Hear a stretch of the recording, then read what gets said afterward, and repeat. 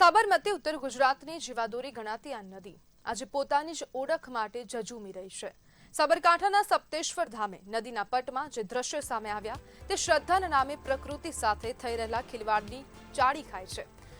દશામાની મૂર્તિઓના વિસર્જન બાદ નદીમાં હજારો પીઓપીની મૂર્તિઓ ખડકાઈ ગઈ।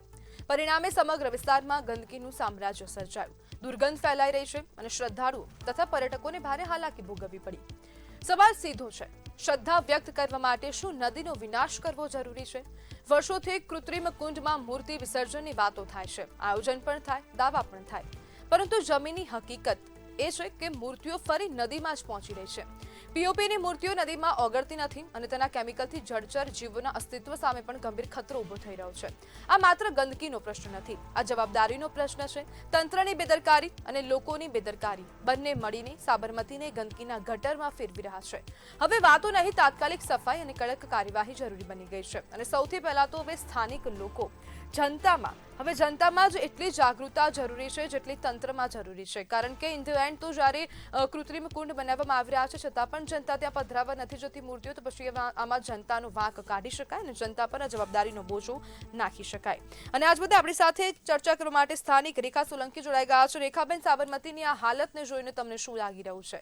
આપની શું પ્રતિક્રિયા?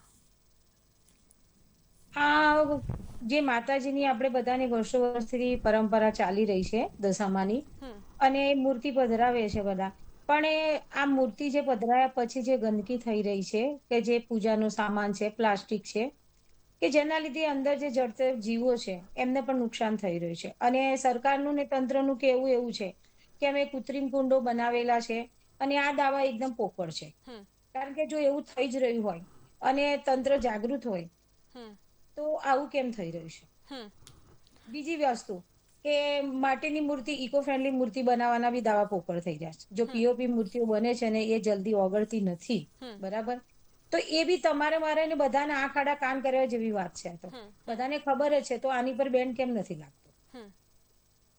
રેખાબેન, સ્થાનિક સ્તરે લોકોમાં જાગૃતિ કેટલી છે કૃત્રિમ કુંડને લઈને? ખાસ કરીને જાગૃતિમાં એવું છે કે દરેકને એ સમજ છે જ કે નદીમાં પ્રદૂષણ થશે જ, પણ તંત્ર બી એટલું જ જવાબદાર છે કે તમે બીજા જો એમાં પ્રશાસન ઇન્વોલ્વ થાય અને રોકે, કે જેવું સમય કોરોના સમય જ્યારે પ્રશાસન રહીને બધાને કુંડમાં જ પધરાવાનું કહેતું હતું, જાહેર પબ્લિક જાહેર સ્થળે વધારે ભેગા નતા થવા દેતા, તો અત્યારે બી જો તમે પ્રશાસન ઇન્વોલ્વ થાય અને ઇન્વોલ્વ થઈને લોકોને જાગૃતિ આપે કે ભાઈ તમારે નદીમાં નથી જવાનું અને આ જે કૃત્રિમ કુંડ બનાવ્યા છે પાણીના, એમાં તમે માતાજીની પધરામણી કરો, અને આ વાતો વર્ષોથી ચાલી આવી છે।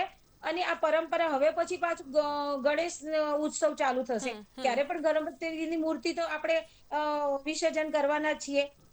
આ વર્ષોની પરંપરા છે, તો સરકાર આમાં ઇન્વોલ્વ થયેલી કેમ નથી? આ દાવા પોકળ છે કે રેખાબેન સાંભળો, તમારો મતલબ બોલો રેખાબેન, તમારો કહેવાનો મતલબ એવો થાય છે કે આમાં જવાબદારી માત્ર સરકારની છે, લોકોની જવાબદારી એટલી નથી?